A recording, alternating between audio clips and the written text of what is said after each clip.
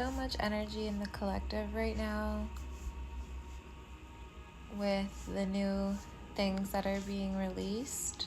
And, this is like a collective awakening that's happening right now. What is it? Apocalypse means revelation or veil thinning, awakening. Hold on, let me see. I'll put the definition here. It's pretty much an uncovering of what was once hidden. Okay. I'm a Scorpio girly, got a Scorpio stellium with a Pisces moon, super Pisces energy. So when it comes to the hidden things, I've kind of just been mermaiding out, like knowing things and knowing that things will be revealed in time. And it's been very hard for me to keep quiet about things, and it's been a lot of weight on myself to carry. So for once in my life, I feel like as much as it sucks, it really is painful for me to witness so many people in collective pain. I gladly would have taken it all myself, as I have. But it's really nice to have more people awake to what I've always known. I feel even selfish for saying that, but for those of us, especially the water folk that have just been kicking around, like, when is this gonna break? What's gonna be the straw that breaks the camel's back? Or will we ever see this in our lifetime? This, collective darkness that is so hidden be melted down. Okay, so it's a lot for me because I feel for once in my life not alone with so much of this stuff. I've been called crazy. I've been, targeted for most of my life. Like, just my head played with so much for the gifts that I have and the understandings that I have of the sinister sides of this world. And kicking around in the underworld, right? So it's hard for me to see my people on this planet, especially this country, just, so upset, so sick, and so hurt. That's why a lot of the time I'm just like, I know it's a lot. It's a lot to understand and wrap our heads around. We don't want to believe it, right? But so many of us have already known this information. Some of us have been victims to these types of things. Many of us have. So, how I see it right now is, especially if you've gone through any type of abuse as a child, this is like time for us to speak up and be the voice for the voiceless, the ones still kind of stuck kicking out, afraid to speak up, and finally I feel like we have enough people now that understand these things. We can actually make some things happen. Okay, like, yes, it's very sick and disgusting and yucky, and I'm highly recommending to not sit in this energy. Please do not just sit and fill your head with the files. I can't even look at them. I can't, so I'm getting tidbits, and I have to stay offline quite a bit because it's a lot for me. And I already know this sick beast that's been lurking around on this planet and siphoning from children, the earth, women. I know it, okay? But now I'm just like, what can we do to hold space for each other? We need to hold space for each other in a loving way. We need to be able to collectively heal these wounds. We really just need to be able to hold each other and allow each other to cry and purge this out and be human together. Because what has been taking place that we're realizing is anything but human.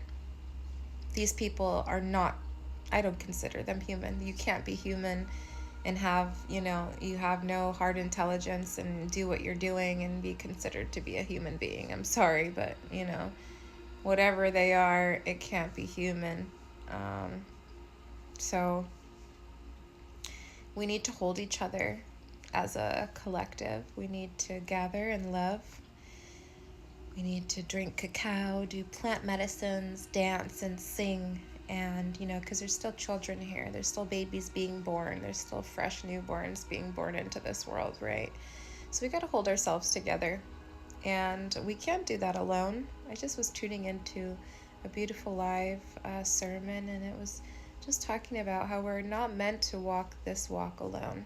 And for me, like it just like put so much like cling to me because I've been carrying a lot of it. And I know I'm not the only one, but a lot of water sign Scorpios, especially the ones that have been doing their work, we have not numbed out, we have not disassociated from this. It's been a lot to just kind of feel like we're alone in the desert there, waiting for the rest to catch up. So I hate that it had to happen in this way, in this light, because I feel the chaotic energy with the collective right now, and it breaks my heart. It breaks my heart. But this is collective awakening. It's not going to be easy, okay? It's like one big ayahuasca trip right now, and it's a purging ugly. Like, my stomach is so sick, and, we gotta purge this out. So really do not sit in the energy. Yes, get your information and come to terms with truth, but combat that with some love, dance, it's okay to also have fun. It's okay to also shake it off. We cannot sit in this energy because it's very debilitating. Those of you that have gone through types of abuse like this, you know that it can kind of paralyze you. So don't get paralyzed into fear. Do not get paralyzed by this yucky, nasty energy and consuming it, okay? Like, yes, come to terms with what is and what has happened, but be proactive in that. And also gather with the others that are fully aware of what has been taking place and going on, and hold space, hold loving space, okay? Purge it out, sweat it out, work it out, don't allow the ugly in the world, the ugly hardness in the world, to make you ugly and hard.